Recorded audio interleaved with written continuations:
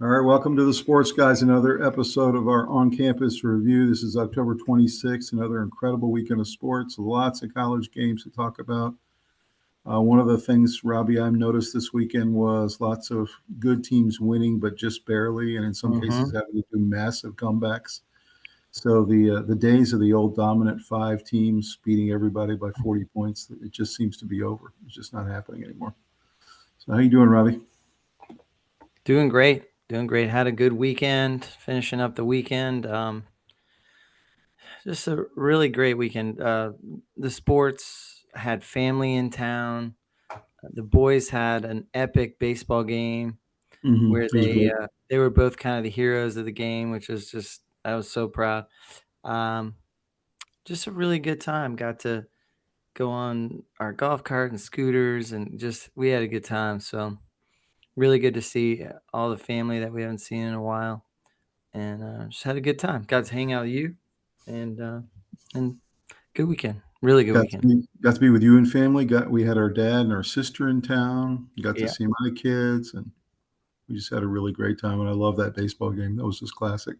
Just yeah, see one of your sons pitching so well, and the other one making the catch of his life at third base. yeah.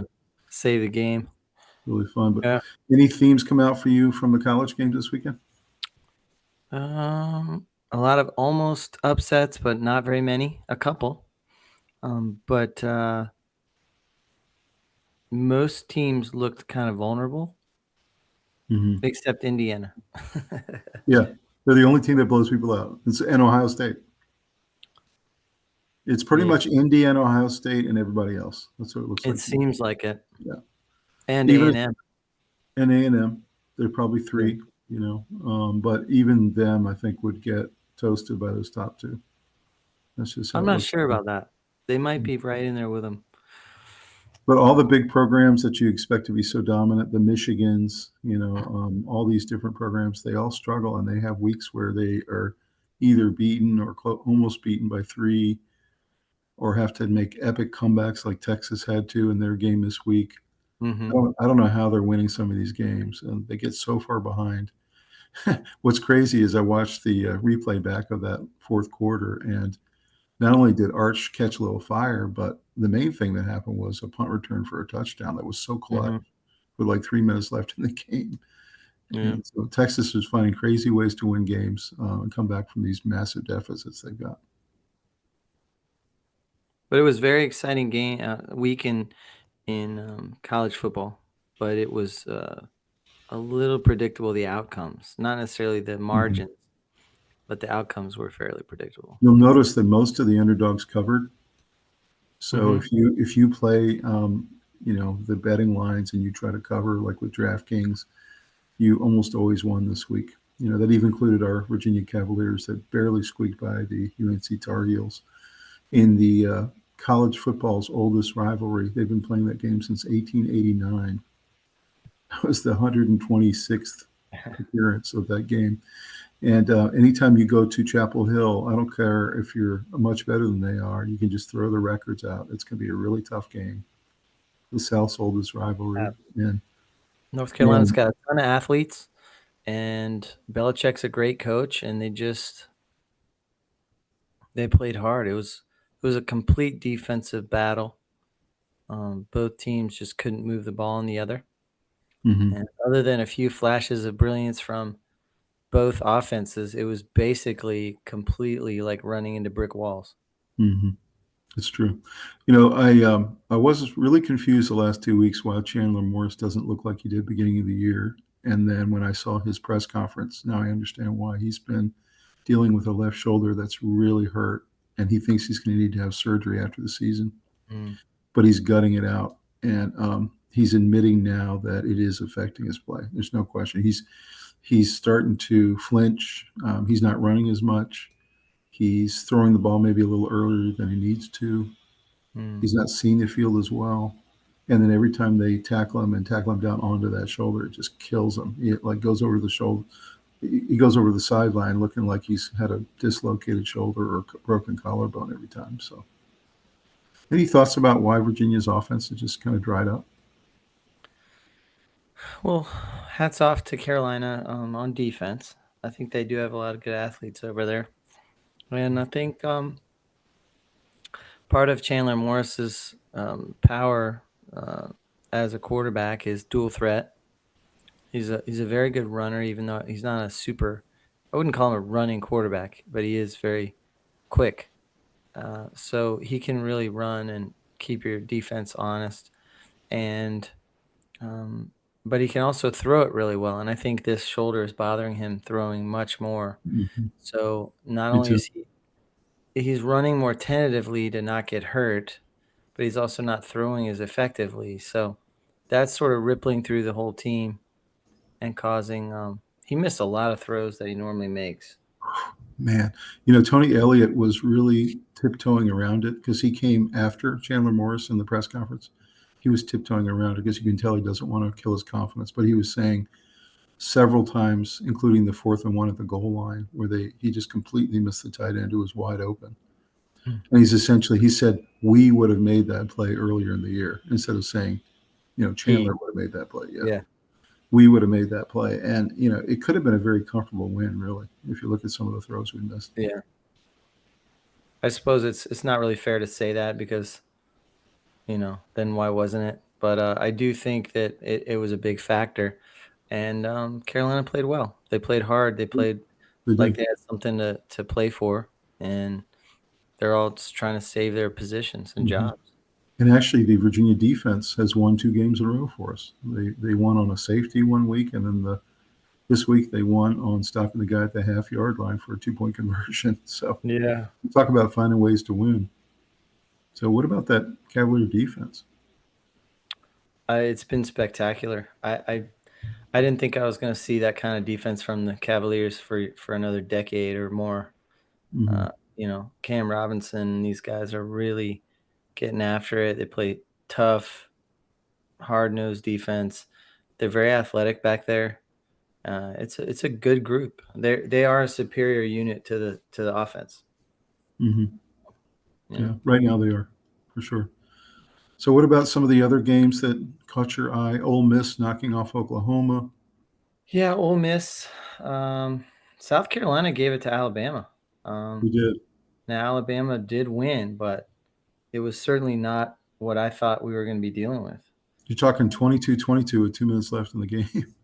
So, Yeah, I mean, Georgia Tech and Virginia just keep winning, mhm. And, the Ole Miss Oklahoma was probably the biggest game of the day. That was a great game, and it was surprising because Ole Miss, although very good and had been challenging a lot of SEC teams, they were on the road at Oklahoma, and that's a really tough place to win. I mean, very hard. And they found a way to get it done. So, hats off to Ole Miss. And BYU just keeps rolling, 8-0, 8-0, their record. So Mm-hmm. yeah, a lot of good storylines. There is, and Auburn got one done finally, won a Mhm. good game, and there was a lot of interesting games for sure. Let's go ahead and take a look at the scoreboard, and we'll make some comments. Here we go. All right, let's do a shout out to our sponsor for this evening. That is DraftKings. DraftKings has been a longtime sponsor of ours. We really enjoyed using the app, placing small bets. It's a lot of fun. It adds a lot of juice to each game that you bet on. Right now, they've got a 100% match up to $100 if you do a new deposit. And they also give you 50 bonus bet dollars if you win your first bet, which is really a pretty good deal. So, Robbie, what do you think of DraftKings? How much have you enjoyed using it? Oh, it's the best. I've been having so much fun with it. The other day I was thinking about it. I was thinking there is no better time than this right now to Mm-hmm. be enjoying all the different games and looking at the spreads and checking out, who's hurt and who's questionable. And then I thought about it. There are so many times of the year when that's true. March Madness is Mm-hmm. like that. And so It's true. DraftKings is fun all year round. It's incredible. You can do parlays.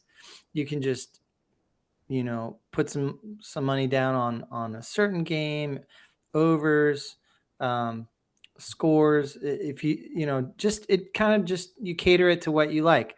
And I think they always have really good deals. I was attracted to that in the beginning, and then it's a really cool app. So DraftKings is awesome.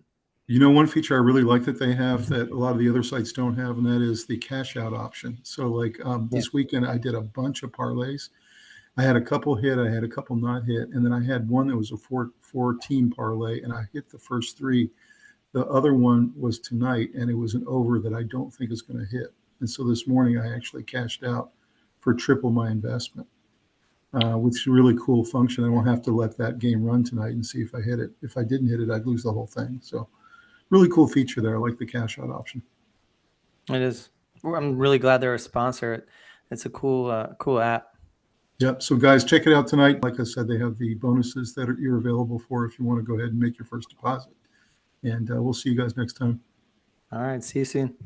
All right. So first game to talk about is Indiana 56, UCLA 6. I mean, Rob, is there anybody playing as well as Indiana right now, sitting at 8-0, and they're beating up teams like UCLA who've been playing really well coming into this game? 56-6. Curt Cignetti has an intensity that his team adopts. And so even when you give him less talent, they're winning. You know, he jokes before, go Google me, I win. He's right. He wins with lesser talent because he reaches down into their soul and brings Mhm. out intensity. And He does. you can't play for him unless you're intense and you have that switch you can flip.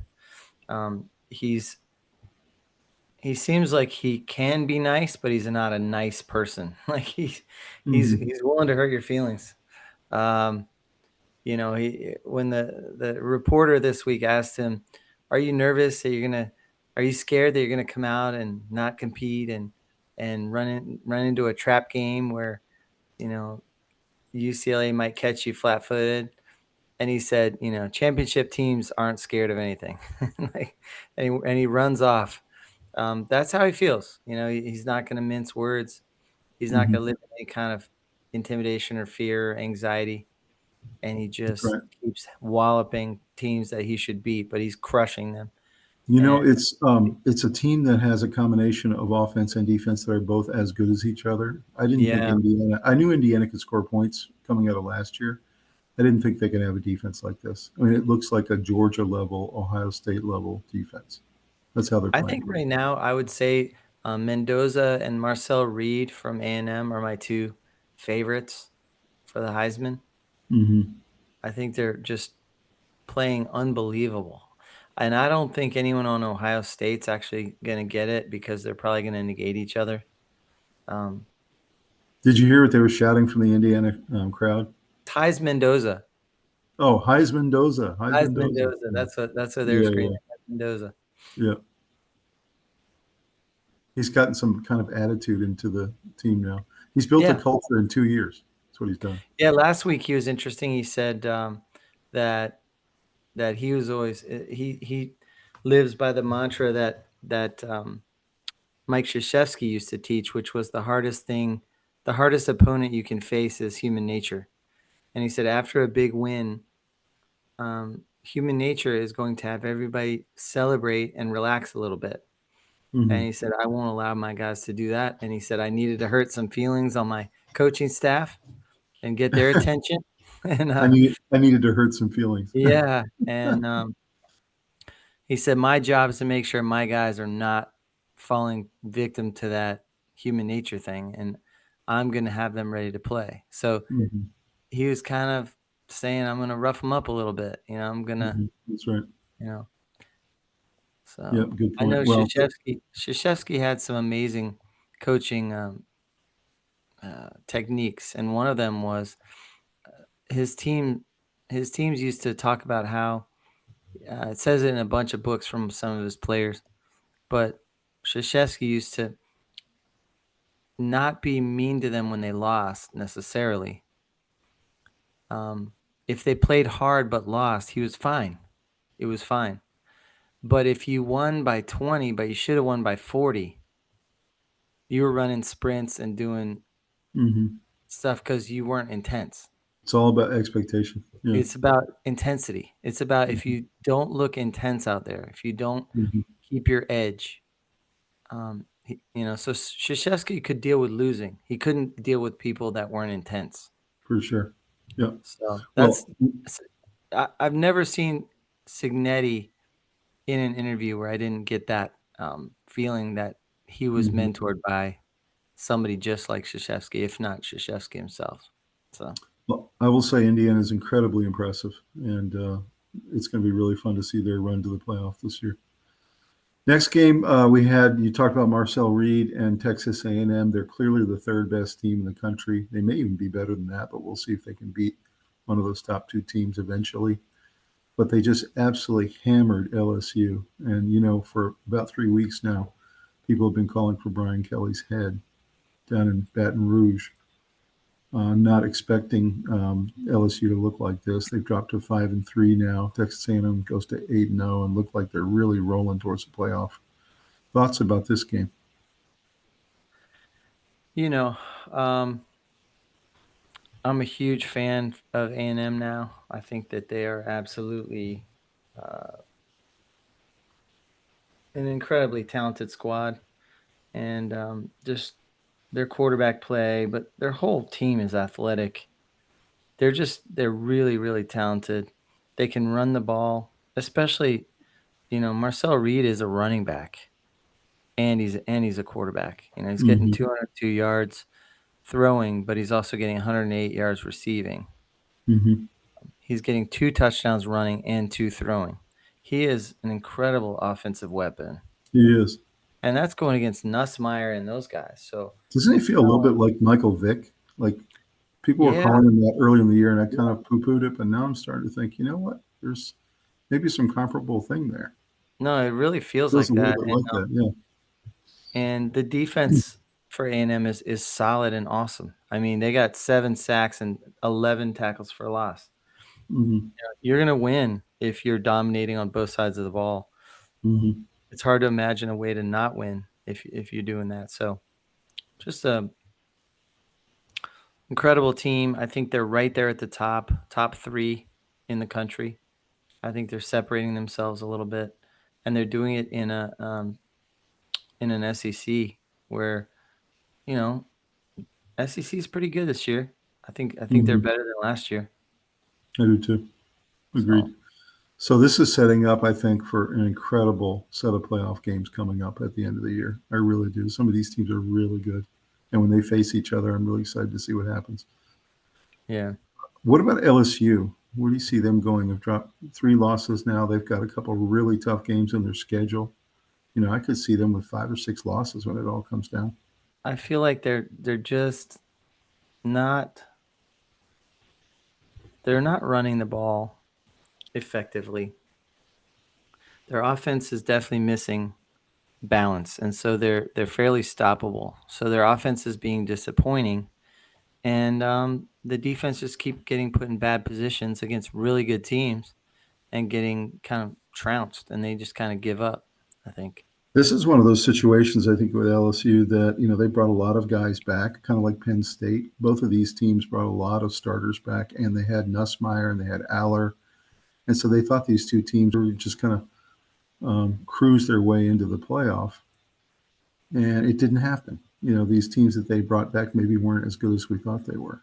And those I will say quarterbacks that that we thought were going to be Heisman level guys just didn't get it done. there is a bit of a bias when teams do well one season. There's a projection that they're going to do well the next season too, Hmm. That's especially right. if you have the same quarterback. Hmm. But it rarely happens. I mean, think how many times Justin Herbert and so many times so many guys have a disappointing senior year. Hmm. Drake May, you name it. Oh, there's a lot of them where they have a really great junior year and then they come back and senior year is disappointing and then they Hmm. fall in the draft. Yep, that's right. These quarterbacks didn't forget how to play. You're right. There's So, something wrong with the LSU offense. It's not what we were yeah. expecting. Yeah. Well, what's interesting is I think that the alumni are starting to come forward and talk, and there is a divide between the old guard and Kelly. Mhm. I mean, there was somebody recently, an offensive lineman, I guess, who Mhm. came out from the national championship team and said that not only does Kelly say that he or just sort of not make alumni feel welcome back at the program. Mm-hmm. But he's running a very toxic program where there's a lot of finger pointing and um, a lot of disappointment wrapped up in the way they do things. And so that's partly why they don't want to get the alumni back there to call it out. Mm-hmm. So I don't know. We'll see if he can hang on and right the ship. But Mm-hmm. Yeah, I don't know. absolutely. It sounds very toxic and that it's starting to come to a head. I think he's going to end up being separated from that program at the end of the year. That's just my gut feeling on it. They've been disappointed with him 3 years in a row, and they Buyout's just pretty significant. I read it that is, today. it is. But this is the kind of school that just might do it because they Yeah. they demand much better than this. They're going to come in about 10th in the SEC. That just doesn't get Yeah. it done for their boosters. Mm-mm. Looking at the next game, South Carolina, we've been really down on them all year. Lenora Sellers had not been performing. That team had been scoring, in some cases, 7 or 10 points a week, and had really been losing some really bad losses, including to some not that great teams. And somehow in this game, they mustered up Lenora Sellers' best performance, their defense's best performance. They had a lead in the fourth quarter, and then Alabama had to tie it up 22-22 with about 2.5 minutes left, and then finds a way to get it done in that last 2 minutes. Wins at 29-22, with Ty Simpson playing very well down the stretch, but really felt like South Carolina had Alabama on the ropes. So what are your thoughts about this one? The theme of the week, as we talked about, was, really great teams holding on for dear life in some of these Yeah, games. this was a perfect example of that. It definitely felt like late in the game that South Carolina was going to win. I felt that all the way into the fourth quarter. Mm-hmm. So, it was Ty Simpson threw the ball a lot. I think that kind of helped South Carolina hang in there because they were pretty kind of one dimensional. But Mm-hmm. I think it's just hard to say. Not everyone's going to play their best game every week.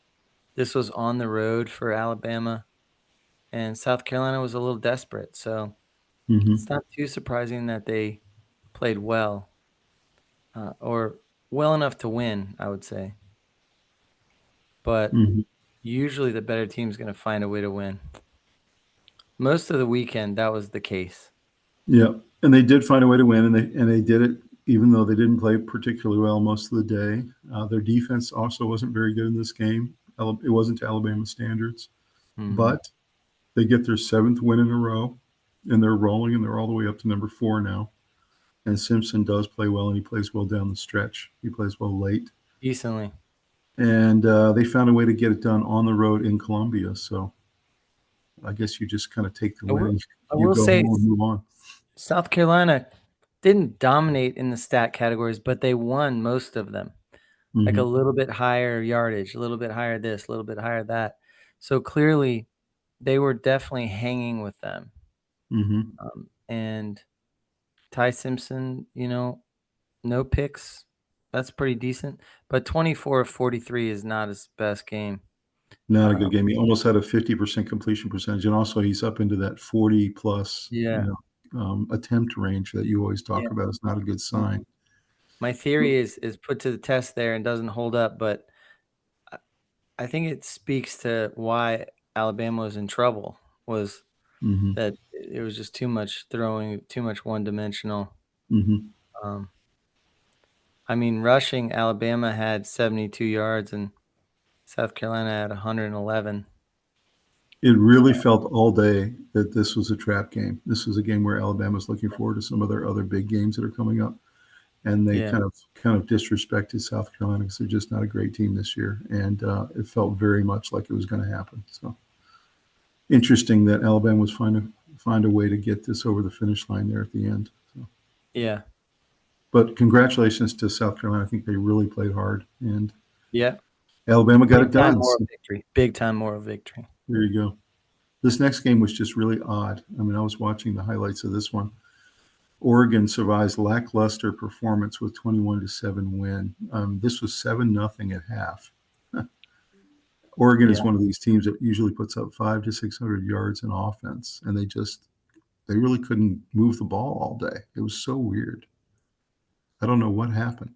And Wisconsin scores with 42 seconds left, or they would have been shut out. But essentially, it was almost like a scoreless game, and it felt like that. But like neither offense could do anything. Thoughts about this one? Is this another situation where the better team just kind of looked ahead of their opponent and just had a Yeah, I bad mean, game?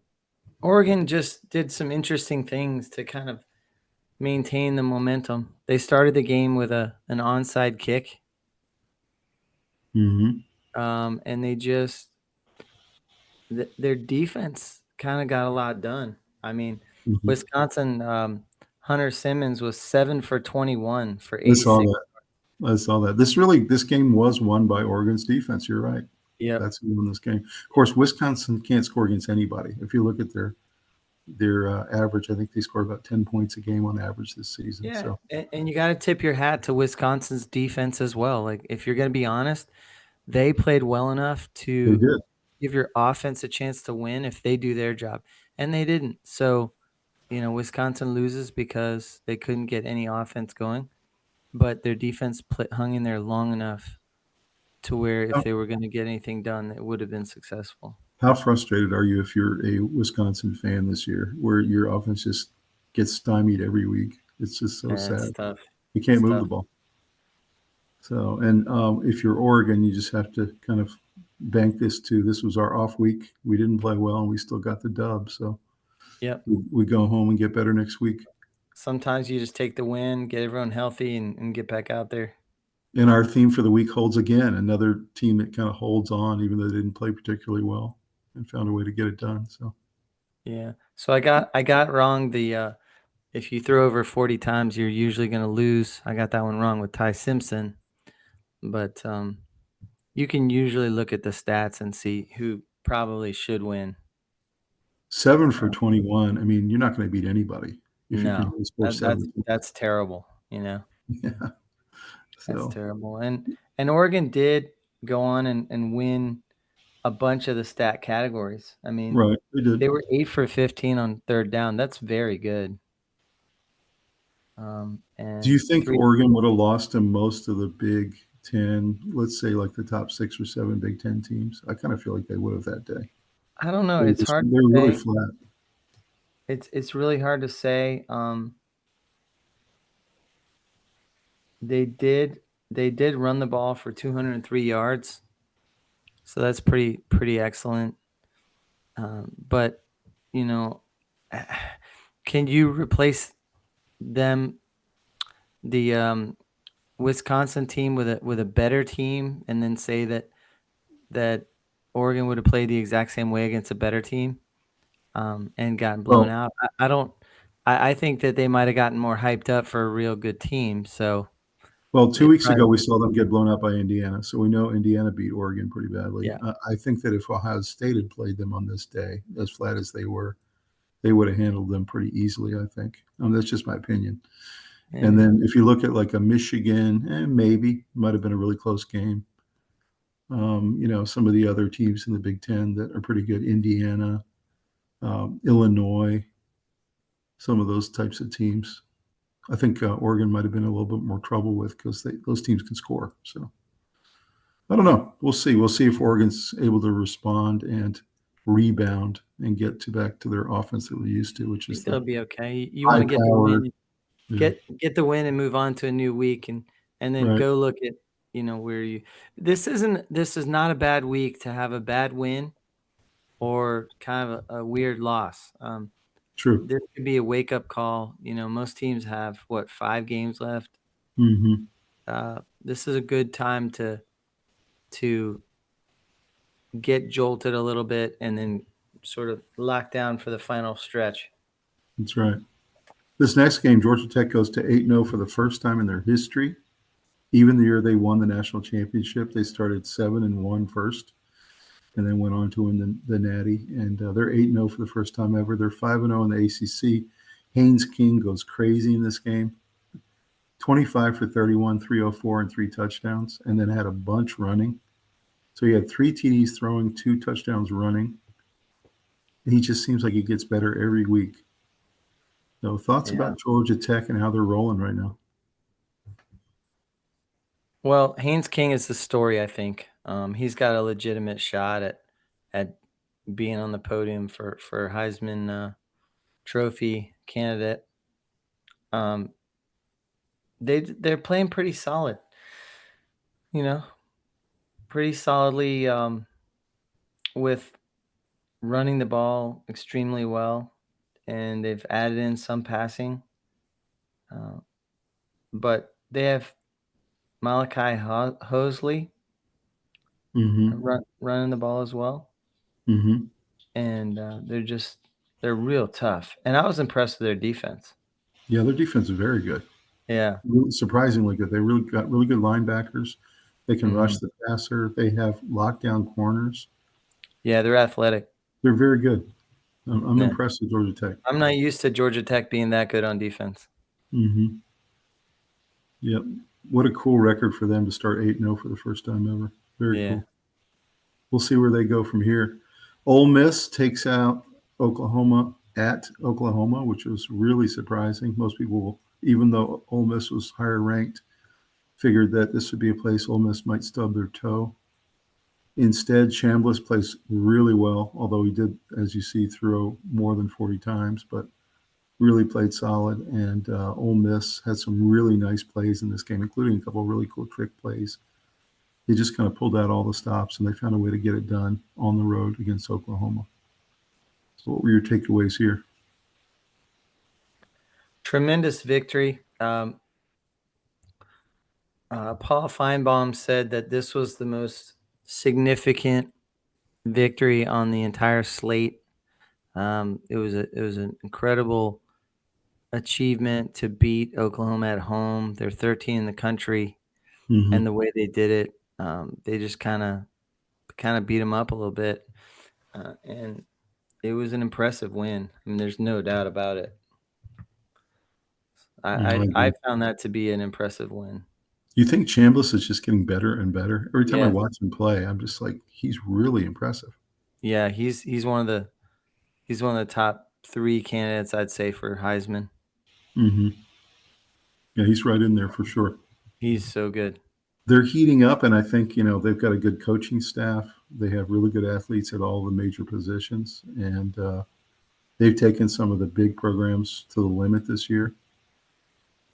I think they're going to make the playoff. I mean, SEC is going to get 4 Yeah, or 5 wins, so I think Ole Miss is going to get there now. Oklahoma might too, even though they have 2 losses. We'll see. That I yeah, think both of those uh, teams are really good.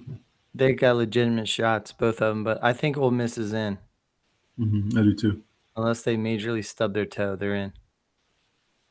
So this next game, Carson Beck comes back with a fury after his really horrible week the week before, and had that really terrible game, and beats a Stanford team that had just pulled a major upset against Penn State, and just absolutely whoops them.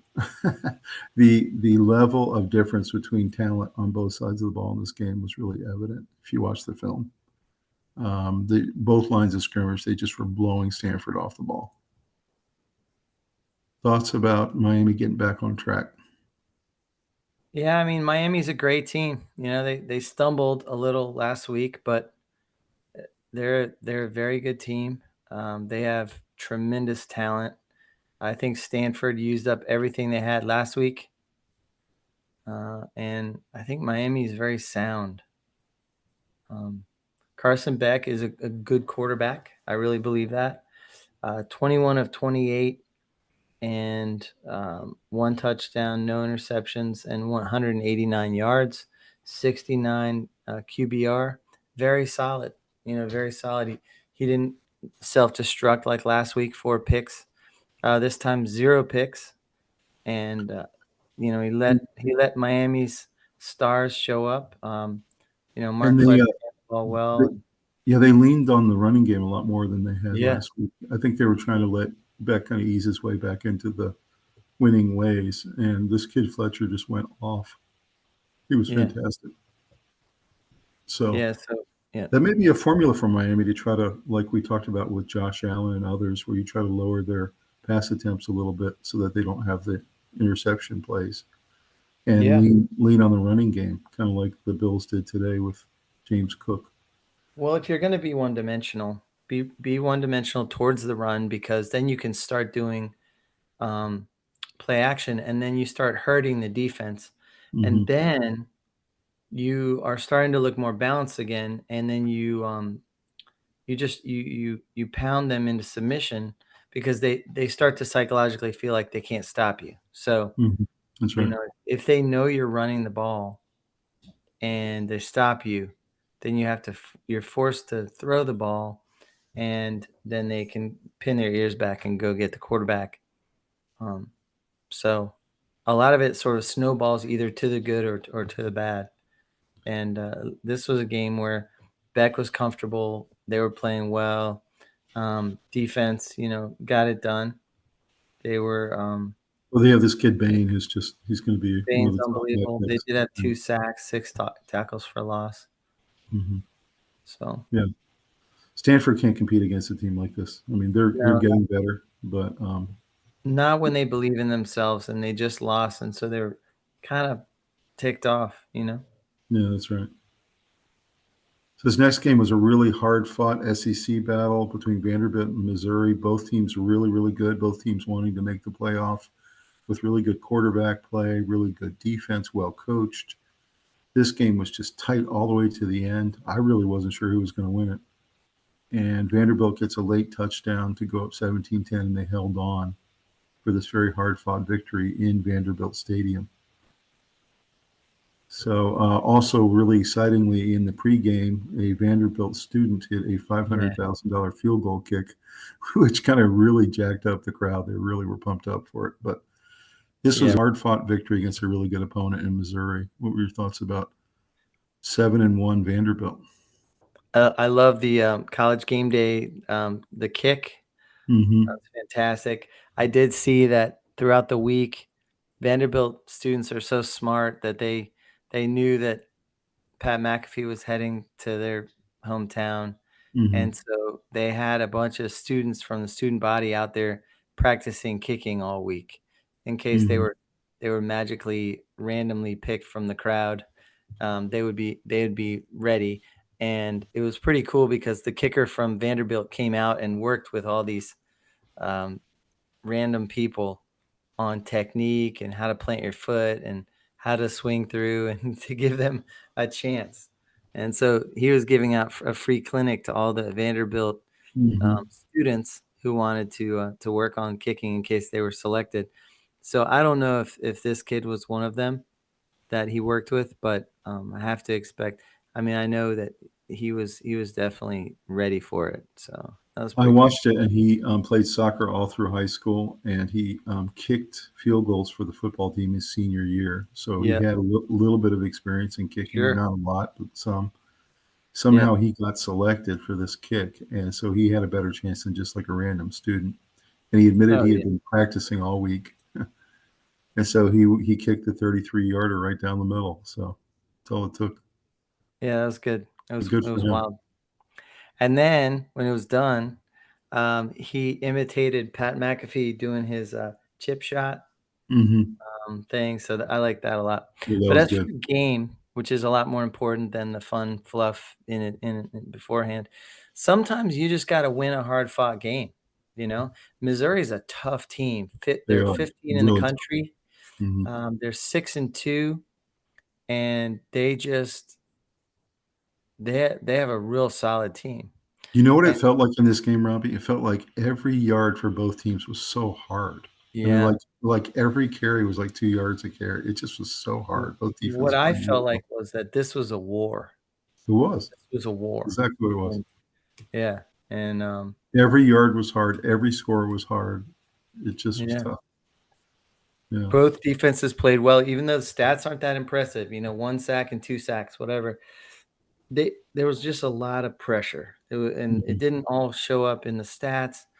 The plays, neither quarterback was super comfortable. Like it Mhm. was, it was a really tough game, great matchup.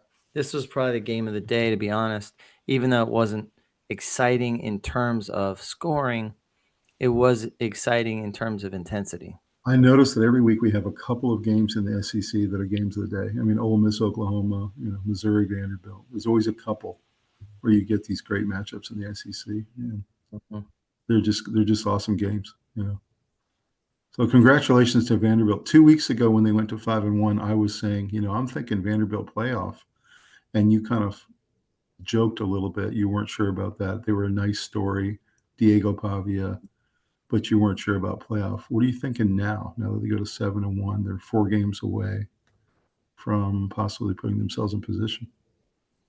Oh, I think there's a good chance that they go to the playoff. Yeah, I do too. I mean, I wouldn't bet the house on it, but So, so because they've stacked a couple more wins, you're thinking they have a better chance now. yeah, their Yeah. schedule's a little more doable considering they're still in the SEC, for goodness sakes. But um, Pavia's just real solid. Yes. There's a lot of talk that he should be the Heisman favorite. Um, he's spreading the ball around. They're making good decisions. Their defense is playing tough, and it's just Last year I just thought it was a great story. You felt like an upset story. You felt like a yeah. really When they nice beat college Alabama, quarterback, when they beat Alabama. And then this year he feels like he's going to get drafted late rounds, I think. yeah, It's almost going to give him a chance. he should get drafted like 4th round or something. Yeah, fourth or fifth developmental guy. Yeah. Yeah. Yeah, congratulations to Vanderbilt. Next game, BYU takes out Iowa State, goes to 8-0, plays really, really well. I thought this game would be a really solid game because Iowa State's a good team. Beck played well, but in the end, BYU is just better, and I think they're clearly the best team coming out of that conference.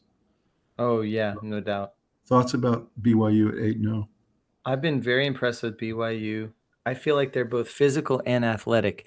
You're usually one or the other. Mm-hmm. You're usually one or the other. Most teams are either finesse, speed, athletic, or punch you in the nose, want to wear you down with low scores and just pound on you, get lots of sacks, lots of pressure, Mm-hmm. etc. And they're kind of both of that. They really are athletic, um, surprisingly so. And I don't know. I've been really impressed with them all year. I've talked about them in most of our episodes, Mm-hmm. and I feel like their coach. It just kind of comes from their coach. He's got the intensity that Signetti has, but he comes across differently. He seems like I It's don't know if true. he's I don't know if he's like I'm, Hawaiian or I'm impressed with BYU's defense. I think it doesn't get a lot of talk, but it's solid, man. I mean, they play really solid defense. They tackle really well. They don't make mistakes. They don't give yeah. up big plays. So I think they're really hard out. I really do. I think they're going to be the lone team out of the Big 12 going to the playoff, and they're going to be a tough out. Yeah. So They got 4 sacks and 6 tackles for loss. Their defense does they come every week to play. that's right. Our hope that Iowa State might return to their form from last year just hasn't quite happened this year. They Mm. dropped to 2-3 in the Big 12, which I think is kind of a death knell for their playoff hopes. But hopefully they do get into a decent bowl. We'll see what happens from here. But congratulations, BYU. What a victory that was, and they Yeah. continue to lead that conference. And I think they're cruising to the playoff, unless Yeah, something they major. look great. Yeah, They just don't look like they're going to get stopped, that's right. because they're just kind of manhandling everybody along the way. This next game, Texas Tech was kind of in an angry mood. They had really played poorly the week before and lost, and really shouldn't have. And they're sitting at 7-1 now. But they played a really poor Oklahoma State team, who usually is much better, usually tougher. But they fired their coach 4 games into the season, and they just look kind of leaderless, coachless. This was just a kind of a sad 42-0 type game. Thoughts about this one? Anything you can take from it? Felt like a tune-up. Um, I mean, Oklahoma State is just not having a good season. Mm-hmm. They're 1-7. 0-5 in the Big 12, And coachless. coachless. Yeah. They're spiraling. So um, the only thing I'd say that's fun about them is their stadium. Right. You talked about that. With I the think it's a shirtless fun guy. job to take, but you can see it'd be a big rebuild. It's probably a 3-year rebuild. Yeah, it feels Mm-hmm. like their cupboard is bare, and so they'd have to start over. Mm-hmm. Right. Well, Texas Tech gets back on track. The game we talked a little bit about, and we watched together with our father and our family. Virginia just looked totally out of sorts on offense. I just kept scratching my head why Chandler Morris had been so good all year, and all of a sudden he can't hit a open tight end or open receiver. He just looked really, really bad in this game, and there were lots of false start penalties, and there were lots of holdings, and couldn't run the ball like we have been. Really, the best play Virginia had all day was in overtime when they ran that direct snap to Taylor, which Yeah, is such a cool play because Chandler faked it really well, and they yeah, it was. scored on that play. But other than that, it really was a dismal performance by the offense. And for the second week in a row, Virginia's defense pulled it out for them. North Carolina played really hard. They're playing at home. They have a lot of pride. Scored relatively easily in the overtime. And Bill Belichick, it was funny. We were listening to on the radio because we were actually driving for that fourth quarter. And Dad leaned over and said, "I think Belichick's going to go for two." And I told him he was crazy. I said, "There's no way he's going to risk this. He'll take it to double overtime." He said, "No, he'll go for it." So then we heard the announcer say, "Bill Belichick's going for two." And we were like, "Oh wow!" And of course, they come up half yard short, and Virginia escapes and moves to 7-1. Thoughts on this game? I really felt like when I saw the guy going down, he was going to be short, and it was way closer than I thought. I Mm-hmm. had to watch the replay a bunch of times, and I think the guys in the booth were actually kind of leaning towards it being a touchdown. Mm-hmm. Um, I just sometimes you got to tip your hat. Carolina played really well on defense. Mm-hmm. Virginia defense was actually really good too, but Mm-hmm. Carolina had Was 6 sacks, right. 7 tackles for loss. They did well. They You know, kind they of beat Morris up. As that was their plan. yeah, They just hit him on yeah, they every did. play. Even when They they did. didn't sack him, they hit him. Yeah. So I mean, he And needs a ice one of my bath. boys belted out one of those times when he got hit, that, man, it looks like they're trying to hurt him. It looked like they weren't just trying to tackle him to the ground, they were trying to inflict pain on him. Mm-hmm. Not in an illegal way, but just hit him as hard as you can, and hopefully he'll go out of the game. Mm-hmm. I think that's right. And I didn't know what to say to my boys because I couldn't say that they were really wrong, but I said, "I don't think that's what's happening." Mm-hmm. But they definitely brought the intensity at home in front They of their did. crowd. And really came down to Virginia defense had to hold the line and not let them move the ball that 6 more inches. Like, Exactly right. Yep. it was That's true. that was a heck of a Well, as a win. Virginia fan, of course, I'm very happy that we escaped this one. It feels like, again, that all the big ranked teams this week just held on with their fingernails. There were not a lot of upsets, and most of the teams who were expected to win won, but won very unconvincingly. And we're Yeah. able to just kind of squeak them out. A lot of those games were on the road, too, so that makes a difference. And this was another squeaker that Virginia just has to be fortunate to get this one. If you look at most championship runs, and I'm certainly not saying Virginia's gonna have a championship run, but you always look back on a couple of games that could have swung one way or the other. Mm-hmm. And I think that this one is going to help define Virginia's season as a special season. A lot of comments today I read where people were saying that this isn't a super talented team, but it is a special team, meaning Mm-hmm. I agree. they're doing things that are unique and special, just by their makeup. Their fortitude is a little stronger than most. Mm-hmm. They have some special players on here. we haven't had a player like Cam Robinson in a number of years. Yeah, he Somebody is who's fantastic. dominating on Yeah. defense.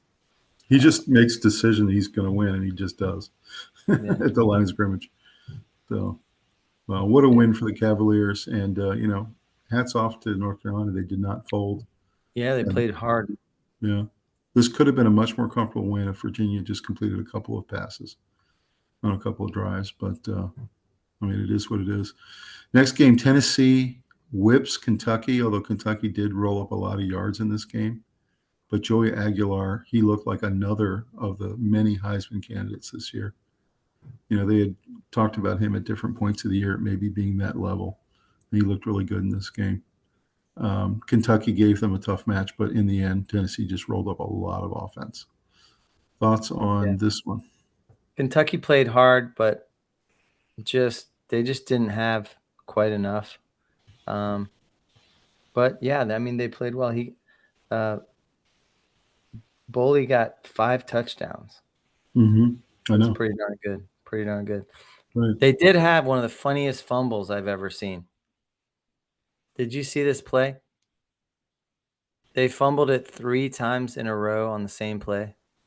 I know. And one of the guys would pick it up and start running, and the Tennessee player would come in and slap the ball out again, and then it would be a big scrum melee, and then somebody would lean down to pick it up and kick the ball, and it was like Keystone Cop fumble. It was hilarious. Yeah. Or like those old days where you had the rain and the snow and it was like one of the funniest fumbles I've seen. So I enjoyed that play.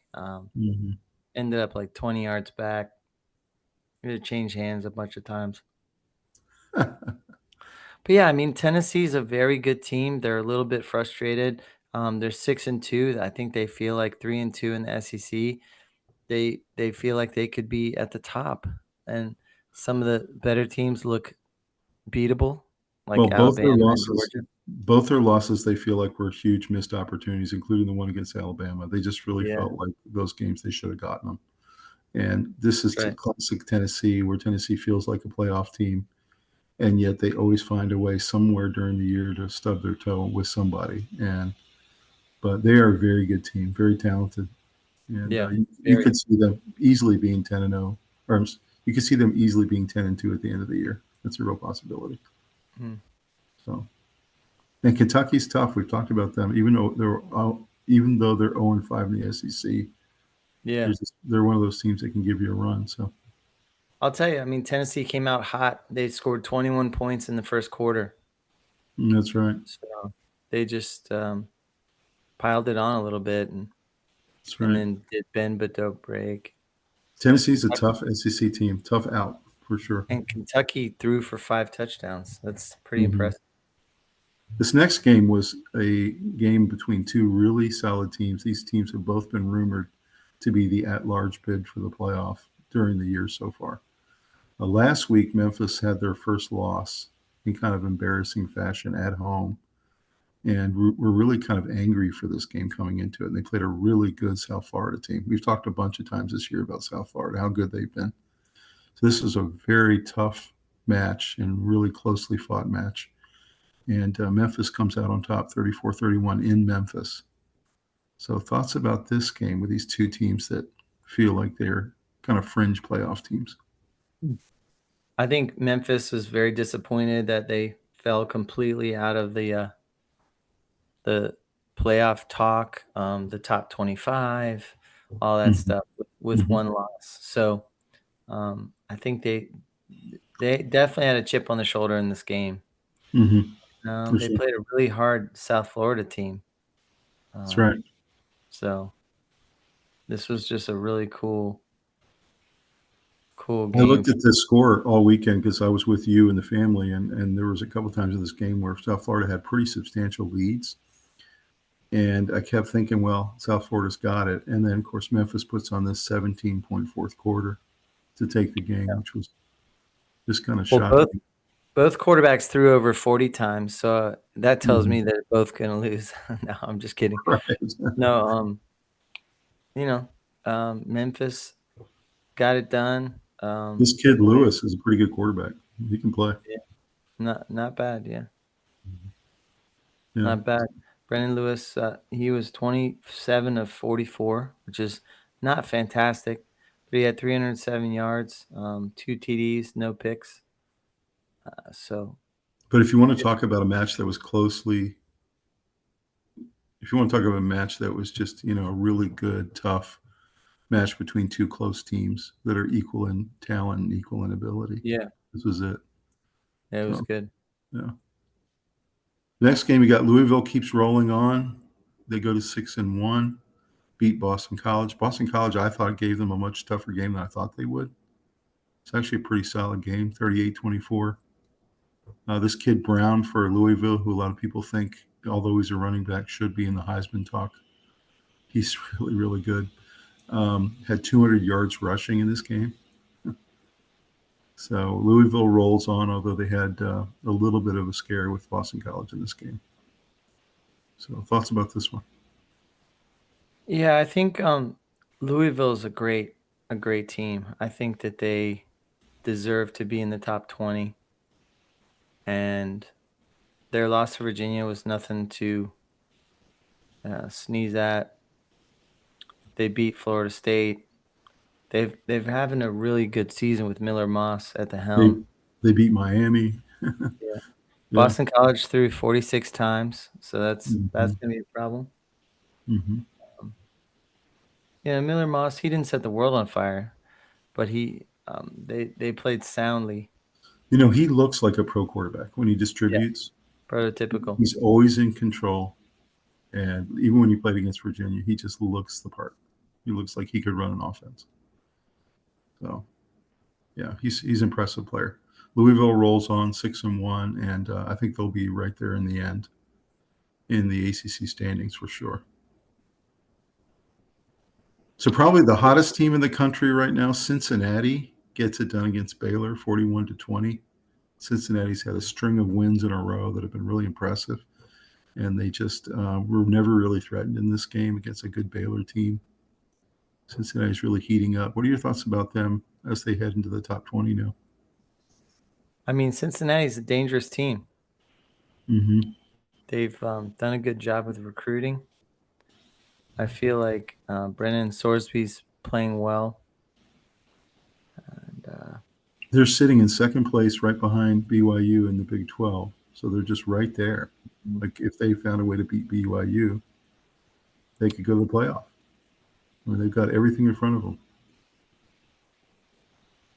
yeah, I think so. I think Baylor's a solid team.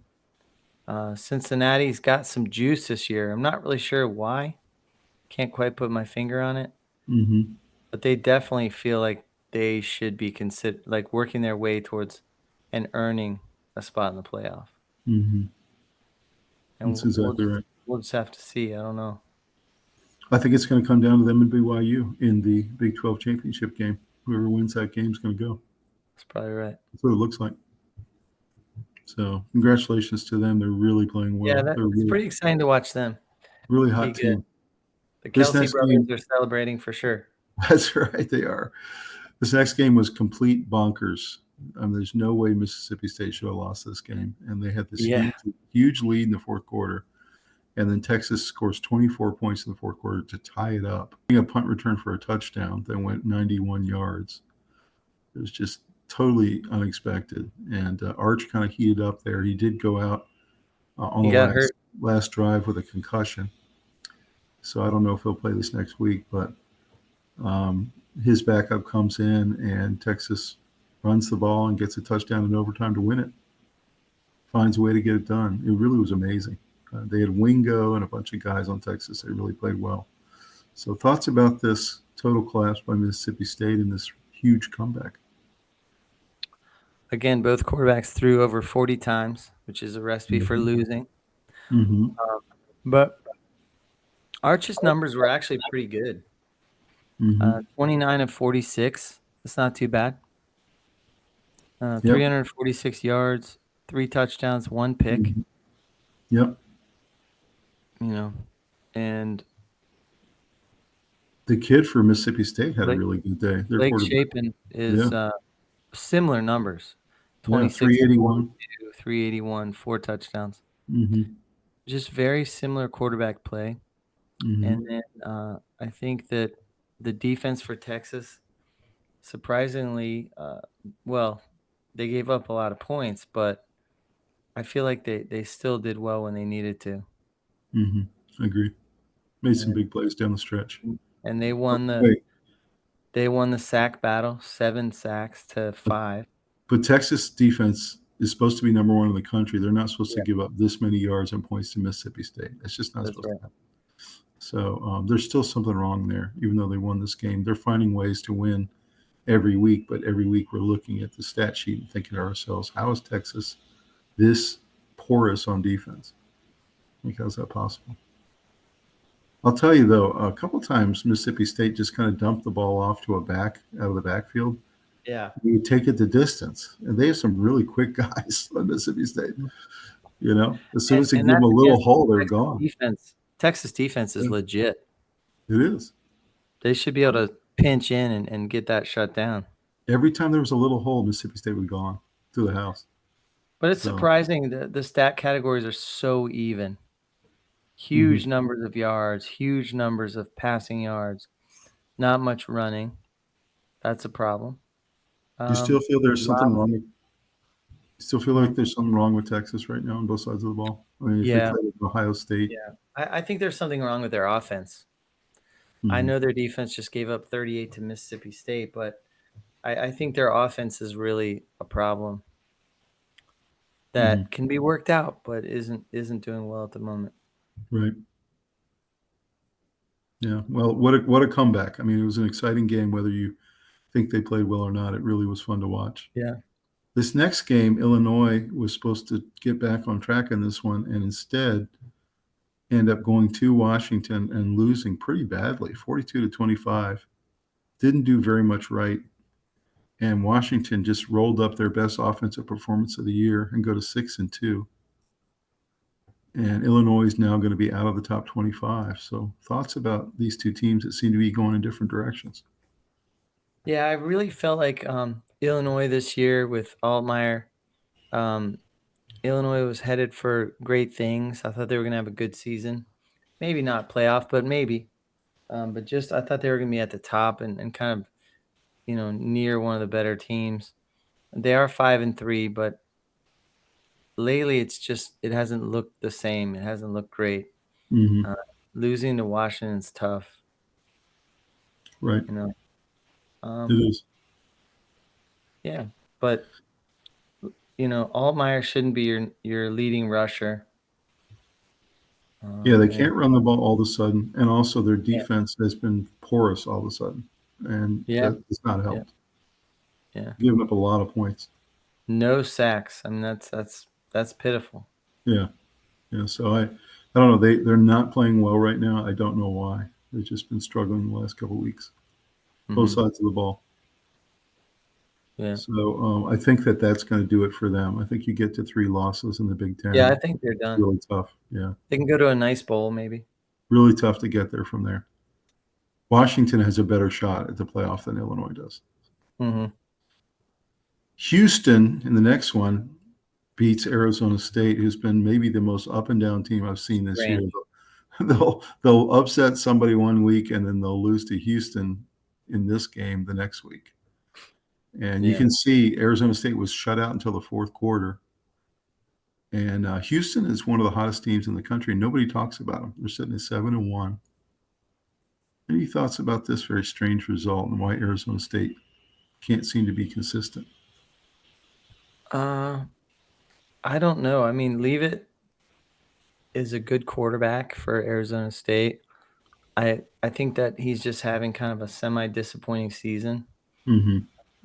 But last week he looked great. But the efficiency of Houston, 17 of 22 and one touchdown, 0 picks, Mm-hmm. 86.5 QBR, very solid. The only way you beat that is if you have a big turnover differential Mm-hmm. or you just pound them on first downs. But Mm-hmm. don't know. Houston can run the ball and throw the ball. They're pretty balanced. They had 4 sacks, which definitely led the way and kind of helped control Arizona State's attack. Mm-hmm. And that's kind of what happened. Yep, that's right. Like you said, Levitt is good, but he needs more support. There's some games where his team just kind of disappears, and this was Yeah. one of them. And Houston looked quicker in this game. It looked like they had a lot more athletes than Arizona State. So, well-earned victory on their part, and they go to 7-1. I think you'll see Houston pop into the top 25 very soon. They're Yeah, they should be on their way up. playing that well. Last game to talk about this week, Michigan beats their arch rival, Michigan State. Michigan State, I thought, played pretty well in this game and gave them a match, but Michigan just has a little too much. And Justice Haynes, if he's not the best back in the country, he's in the top 3, I would say. Played really, really well. Michigan has decided that, with Underwood as an 18-year-old starter, obviously has a lot of talent, but they decided to really lean on their run game, it looks like, for the rest of the season. Including Underwood, by the way, he also runs the ball. So thoughts on this rivalry game? I think Michigan State is just not in the same caliber with Michigan, generally speaking. Mm-hmm. Even though, this game kind of hung in there for a little while, I think that Underwood is a really good quarterback. It's funny. I didn't really have Justice Haynes on my radar before the season started. I did have Yeah. Underwood because I wanted to see how he played as a freshman. But this kid has just emerged, and it shouldn't surprise me at running back U, which is Michigan. Yeah. But this kid's unbelievable, and he just gets better every week. So I don't know. If I was the coach of Michigan, I would just keep handing it to Justice Haynes. That's where I'm going with it. Yeah, I mean, he's their best weapon. Mm-hmm. And I think that quarterback play hasn't been spectacular, but it hasn't had to be. When you Yep. can run the ball effectively and play defense, you're in every low-scoring game. Mm-hmm. And then you just got to hold on and make a couple plays with your offense, and you're going to win, just like the Ravens won the Super Bowl years ago. That's right. Same When thing. you have an 18-year-old kid, Underwood at quarterback, he's going to be really good one day, but he's not, doesn't have the experience yet. And Yeah. you lean on the run game. That's what you do. And this is a smart thing to do. Good coaches do, yeah. Yeah, it is for sure. Well, let's take a look at the top 25 for the week. Here's the AP top 25. You got Ohio State, Indiana, Texas A&M. I think we agree, Robbie, those are the top 3, correct? Yes. I feel pretty strongly about that. You got Alabama all the way up to 4. Squeaked through this week against South Carolina, although South Carolina played really tough. Georgia's now in the top 5. Oregon at 6, although they had that lackluster performance this week. Almost had the huge win at Oklahoma. They're up to 7. Georgia Tech, their highest rating in 25 years. They're number 8. Mm-hmm. Vanderbilt's all the way up to 9. Amazing. They're doing great. University of Miami's back up into the top 10 after their big win. BYU. Big win and a few losses, and everyone knows that you can stumble once. It's not a big deal. If they stumble again, I think they'll be a lot less, they'll be fraud alert kind of conversation. That's right. It was interesting because Miami and BYU had the same number of votes. So they were both tied for 10th. I think BYU is real good. I think they're inside the top 10. Mm-hmm. Yeah, that's right. Notre Dame at 12. Texas Tech gets back on the winning track. They're at 13. Tennessee 14. Virginia up to 15. Pretty amazing. We haven't seen them there in a long time. Louisville 16. Cincinnati 17. Oklahoma 18. Missouri drops to 19. Texas at 20 with their big comeback win. Michigan 21. Houston up to 22, finally in the top 25. USC, Utah, and then Memphis at 25. It's nice to see Memphis back in. Yeah, agreed, and they deserve it. So one thing about the Utah week that they had, they beat University of Colorado 56-7. And Yeah.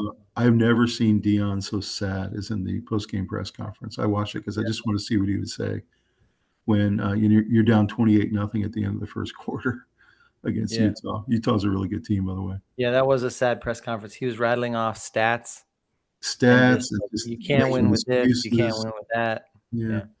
He said, He "We was even talking got about whipped in the special teams with a he was fake talking punt." about how disappointed he was with the defense. He thought they had a really good week of practice, and he said we just got absolutely whipped at the line of scrimmage. He said essentially we need to go back to the drawing board and figure out what we are and who we want to be. So I just can't imagine what those conversations are going to be like this week when he's Yeah. talking about what we want to be. So Yeah. what do you think about Colorado? Is this just a down year because he lost all the talent, or is this a systematic problem he's got that's getting tough to fill all the holes? I think they're an emotional roller coaster like he is kinda. Mhm. Um, you definitely have some talented players in there, but I just don't know the depth at which he's able to recruit, you know? I mean, they're Um, starting to not be competitive in the Big 12. And that's a bad, and that's not a great yeah. conference. They're not even competitive. Yeah. So, I mean, I agree. I don't know what you do about it in the short term, but you gotta go back to the drawing board and realize where you're gonna get your wins and try and maximize that. mhm. So, any problems with this ranking? Any teams you think should be higher, lower? Not really.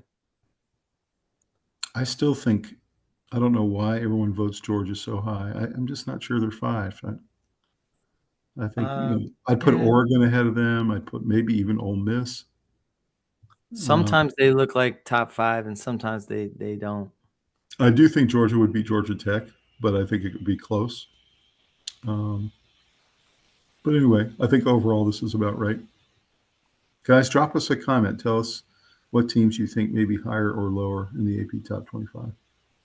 Just let us know. All right, Robbie, we'll wrap it up. Another great week of college sports, man. Just gets better and better.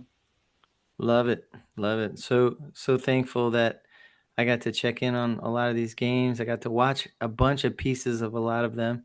There's so many good players this year in college football, and it feels like one of those doozy drafts coming again.